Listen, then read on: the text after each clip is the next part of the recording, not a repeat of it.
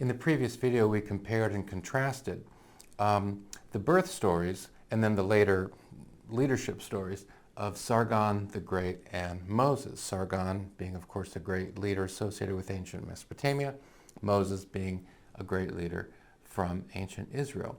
And as we saw in that video, their birth stories have a lot in common. But then after that, the stories become quite different, very different styles of leadership, very different things are accomplished, etc. And so we compared and contrasted these things from ancient Mesopotamia, ancient from Israel, something where there's some significant similarity, but then also some very dramatic differences as well. This time we want to once again compare and contrast something from ancient Israel and something from ancient Mesopotamia, in this case, flood stories. And there's a flood story in the Mesopotamian story, the Epic of Gilgamesh, and there's a flood story in the book of Genesis, the first book in the Hebrew Scriptures, what we call the Old Testament.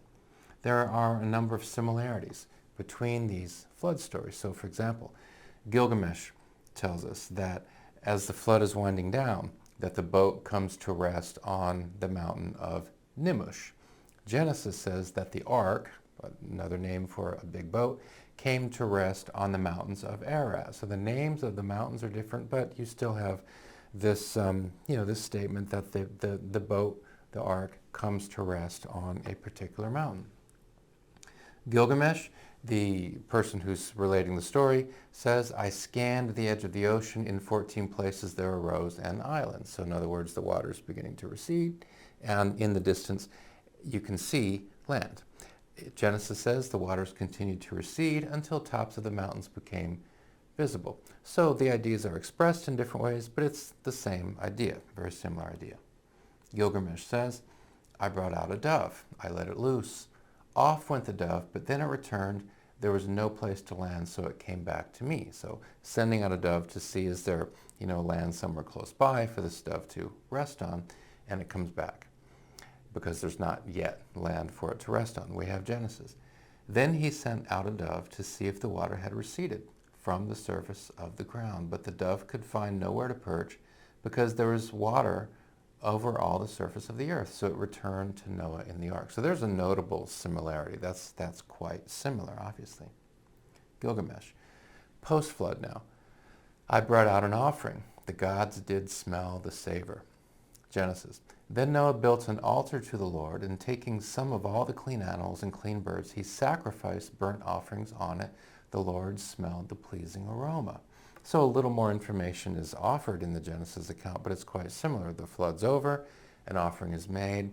The gods in the Gilgamesh story, God in the Hebrew story, smell the aroma. They smell the savor. Okay, so there are a number of similarities, and these are just some that we're pointing out. There are more similarities between these flood stories. Now there are also some notable differences. So for example, Gilgamesh says that the town of Shuruppak, which stands on the banks of the river Euphrates, this city was very old when the great gods decided to send down the deluge, that is the flood, right? Now what's interesting about the Gilgamesh story is that this big flood comes, but so far as I can see, we're never told why. It's just the gods decide to send a big flood and to, wreak all this havoc. An interesting difference is that the Genesis story gives a reason for the flood. The Lord saw how great the wickedness of the human race had become on earth, that every inclination of the thoughts of the human heart was only evil all the time. The Lord regretted that he had made human beings on the earth, and his heart was deeply troubled. So the Lord said, I'll wipe from the face of the earth the human race I have created. Now, so look, we have to say, this is a rough story, right? This is a tough story. But here we have a significant difference, is that in the Gilgamesh story, the flood's coming because, so far as I can see, the gods just decide to do it, and no reason is given. In Genesis, a reason is given. There is a flood, and a reason is given for it. Okay? Gilgamesh. O man of Shuruppak, Utnapishti is the name. Build a boat. So we saw the earlier quotes from Gilgamesh where this person is speaking in the first person, I saw this. It's Utnapishti who's speaking. And so Utnapishti is told to build a boat.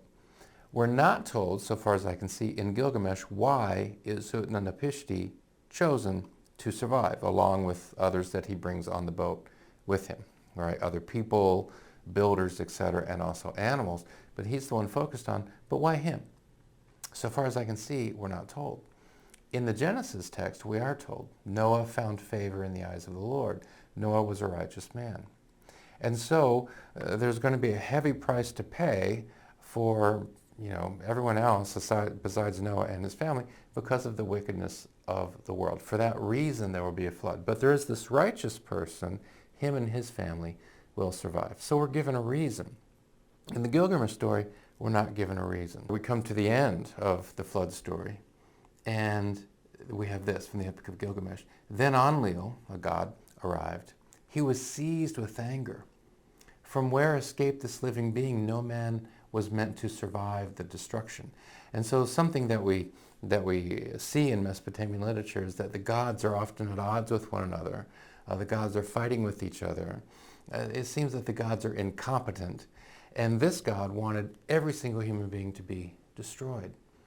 And the story, the flood story in the Gilgamesh case kind of ends on a downer note. I mean, this is a bit of a downer note, where this god is upset. I wanted every human being to be destroyed, and, it got messed up. The god's plan got messed up.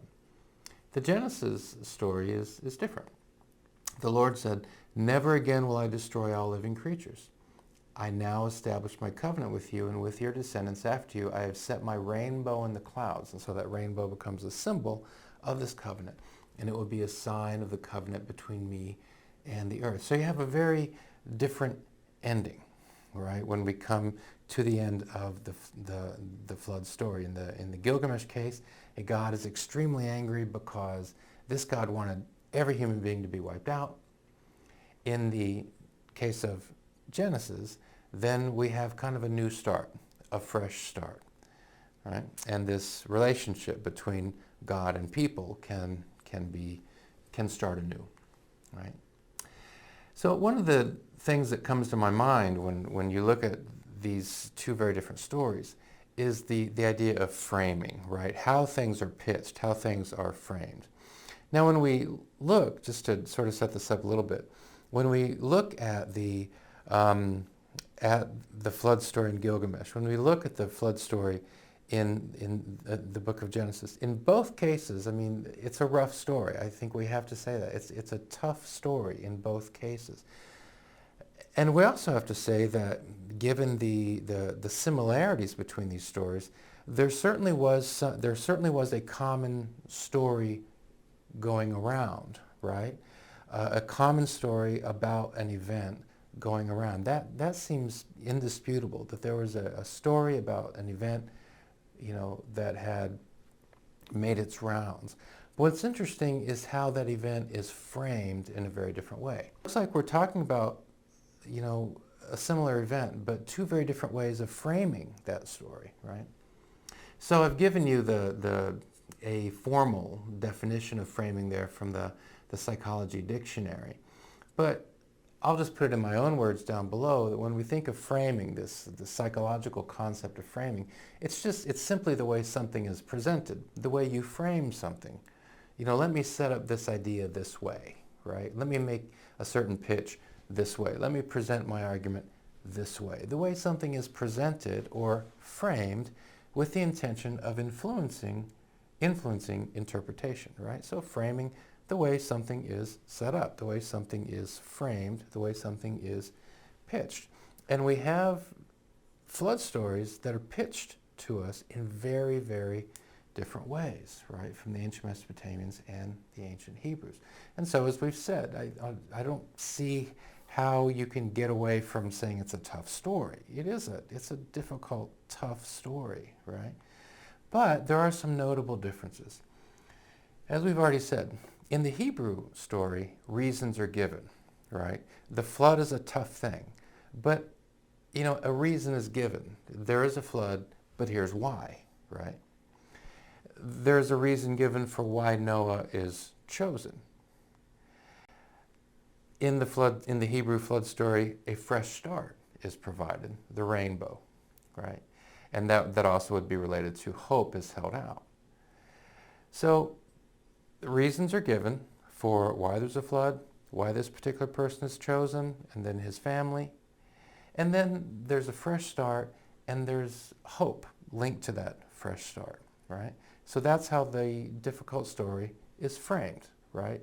So as tough as it is, there's still something reasonable about it, at least a reason is given, and there's a chance to start over, right? So I don't know that we would say happy ending, but at least not, disastrous ending, right? There's a new chance. There's a new chance. There's hope for, a new beginning, right? And you have the symbol of the rainbow that goes with that.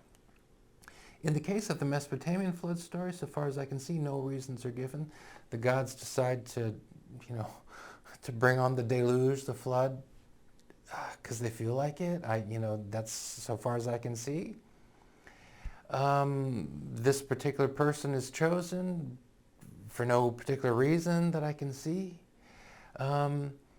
I don't see that there's really a fresh start when this story is over. You read the Epic of Gilgamesh and the flood's over, and then the story just continues. And it's just kind of just a chaotic continuation, right? So there's no real fresh start. It's just the flood story ends, and the story keeps going, and it just kind of continues in this. Maybe chaotic is too strong, but it feels a little bit like that. And no particular hope is held out, right? So, conceptualize in your mind students at ancient Israel University, students at ancient Mesopotamia University, and say, and then, the teacher tells the story. And in the case of the Hebrews, you say, and the moral of the story is, and that's pretty easy, right? The moral of the story is, why did we have the flood in the first place? Because people's hearts are set on evil, and therefore, let's not set our hearts on evil. If we don't set our hearts on evil, then we're less likely to bring trouble on ourselves. Moral of the story, pretty clear, right? What's the moral of the story in the Mesopotamian case, right? You get to the end of the flood story in the Mesopotamian case. What's the takeaway, right? What's the moral of the story? What's the lesson? That's harder to see. The God that's presented in the Hebrew story, the motivations for this, pretty easy to figure out because we're told. What are the gods up to in the Mesopotamian story? Not only are we not told why there's a flood, but the gods are at odds with each other, and one god is really upset that all the humans survive, that all the humans weren't killed. So once again, the gods seem incompetent, and they're against us, and that kind of thing. It seems like we're talking about, there's an event that happened. There's a story that grew up around this event that happened. But the story is framed in two very different ways. It's presented in two very different ways. One way that I think is potentially helpful because there's a pretty obvious lesson that we can take from it. The other story is interesting, but I'm not sure that there's much of a lesson to be taken from it, unless the lesson is that the universe is chaotic, the gods are crazy, and give up on trying to make sense of the world. And maybe that's a lesson, but that's a downer of a lesson. That's a pretty pessimistic lesson. Now, I think one of the things we have to say is that framing springs from outlook, right? The way we tend to frame things springs from outlook. We talk about glass half full people, glass half empty people. So you've got the glass, half of it is full, and one person says, oh, awesome, you've got a half a glass of water to drink. The other person says, oh, what a bummer, it's only a half a glass of water, right? And that often springs from personality, outlook, experiences, context, environment, some of these things we've talked about.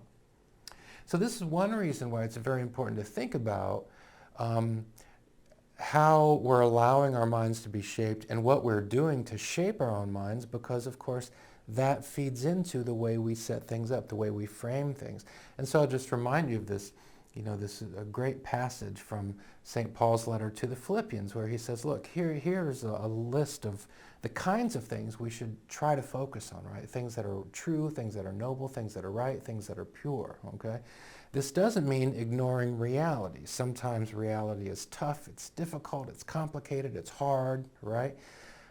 But, to the extent we can, we want to, try to focus on things like this. Because the way we see reality is shaped by a number of things. But one of the things it's shaped by is, the way we train our own minds as we think, as we approach the world, right? And we often do have decisions we often do have choice when it comes to thinking about how we're going to interpret the world. Again, we're not talking about ignoring reality. We want to see reality. We want to be as in touch with reality as we can be. But we don't want to be overly pessimistic, right? We want to be realistic. If there's something to rejoice in, then we want to be able to see that. If there's something beautiful, then we want to be able to see that. We want to see reality, and reality is a mixed thing. Often beautiful, often something else. We see both, right? But I think this is great advice from Paul, to the extent we can, to focus on these things. So what I wanted to do to end up with sort of an exercise is to link this thought of framing to something else from ancient Mesopotamia. And this is the law code of Hammurabi. So Hammurabi around 1810 to 1750 BC, right? And he's famous for a law code. Okay, so let's take a look. Let's look at law number 200. If a man has made the tooth of a man who is his equal to fall out, one shall make his tooth fall out. So let's say, for example, you just pick up a rock and throw the rock for some reason. And just as you throw the rock, another person comes around the corner, your rock hits that person's tooth comes out. And that person is your equal. So this is a status, this is a society where there's set status. And you and that other person are of the same status. You've thrown the rock hits him in the mouth, knocks his tooth out. According to this law, you lose your tooth. Now, are there different ways to frame this? Let's say that in one case, you are the defense lawyer. In the other case, you are the prosecution lawyer. The defense lawyer might say something like this. I mean, notice how plain the law is, right? If you've knocked out the tooth of an equal, then your tooth is going to get knocked out. Nothing here about intent, nothing here about an accident, right? So one way to frame this might be to say, that's unfair, right? Because if it was an accident, then you've got to bring intent into question here.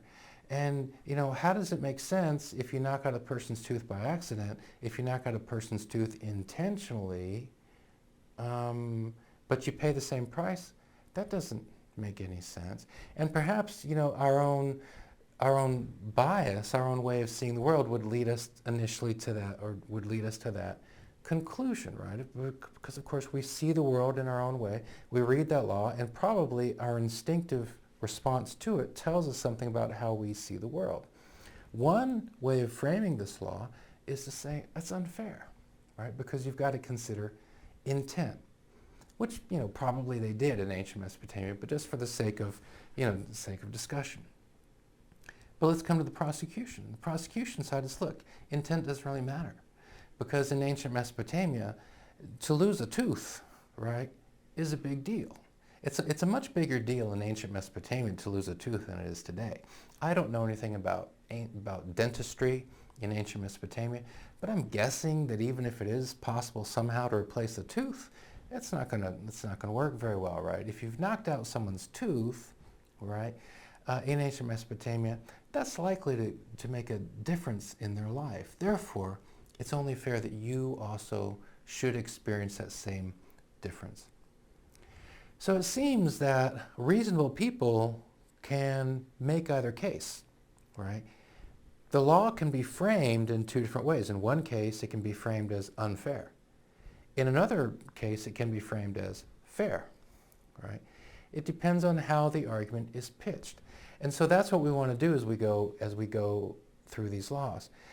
We'll probably have our own instinctive responses to them, and so we take note of that. But then we want to say, but what might another reasonable response to this be? What's another way of framing this? If he has made the tooth of a poor man to fall out, he shall pay 1/3 of a mina of silver. So again, this is a society with status, right, with set status. You knock out an equals tooth, you lose your tooth. You knock out the tooth of somebody who's below you in the economic ladder, then you have to pay something, right? Well, I think a lot of us, living in a more egalitarian society, we wouldn't like that, right?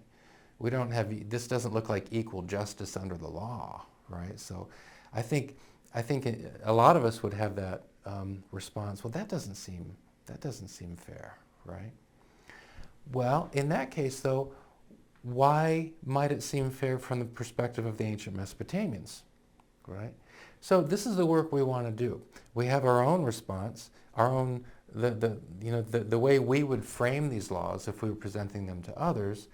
This is unfair, this is a good law, this is a bad law. But what's at least one other way of framing that law, of presenting that law? So let's just read these. If the doctor has treated a gentleman for a severe wound with an operating instrument and has caused the gentleman to die, or has opened an abscess of the eye for a gentleman with the operating instrument and has caused the loss of the gentleman's eye, you shall cut off his hands, that is the doctor's hands. So if the doctor's operating and causes a person to die or causes an abscess of the eye, I mean, that would be interesting to know historically, why they would put these two things in the same category, right? But causing someone to die, causing an abscess in the eye, those seem to be pretty far apart, right? But notice that the consequence is the same. Cut off the doctor's hands. Wow, right? I think most Americans are going to respond to that law and say, that's a pretty tough law, right? That's a pretty tough law. Can we think of a couple ways to frame that? Let's say you're given the task of being the defense lawyer, being the prosecuting lawyer, right? You're arguing why this law should be amended, or you have to argue why this law should not be amended. Here's 229. If a builder has built a house for a man and has not made strong his work, and the house he built has fallen, and he has caused the death of the owner of the house, that builder shall be put to death. You build a house, you do a bad job, the house crashes, kills the person living inside, then you, the builder, die. Okay? Can you think of, that's a pretty rough law. Again, that's a rough law, right? Certainly by 21st century American standards. Can we think of at least two different ways to think about that? And one of the things we might do is, okay, well, if I were the person who wrote this law, why would I have written this law? What would my motivation have been for writing this law? And then we can imagine an ancient court of law where people are arguing, and, well, I think this law should be amended, right? And other people say, no, I don't think this law should be amended. Can we think about different ways of framing this law? Last one. If he has caused the son of the owner of the house to die, one shall put to death the son of that builder. You get the same idea. I think 229, 230 could probably go together, right? So you build a house, you do a bad job, the house collapses, kills the owner's son, then your own son will die, right? Okay. Well, by 21st century American standards, these are pretty tough laws, right? But let's do that mental work of thinking about different ways of framing these laws. Remembering that we got to this discussion of framing by looking at a story of a flood, ancient Mesopotamia, ancient Israel. Ancient Mesopotamian literature, Epic of Gilgamesh, ancient Hebrew literature, Book of Genesis. Too many similarities in the stories for it to be coincidental. There's some common story at work here. But the way that story is framed in two very different ways, right? So that's how we got here talking about framing, remember. So let's practice that framing, right? And we've got these laws from Hammurabi. Let's come up with at least two ways of framing each of these laws.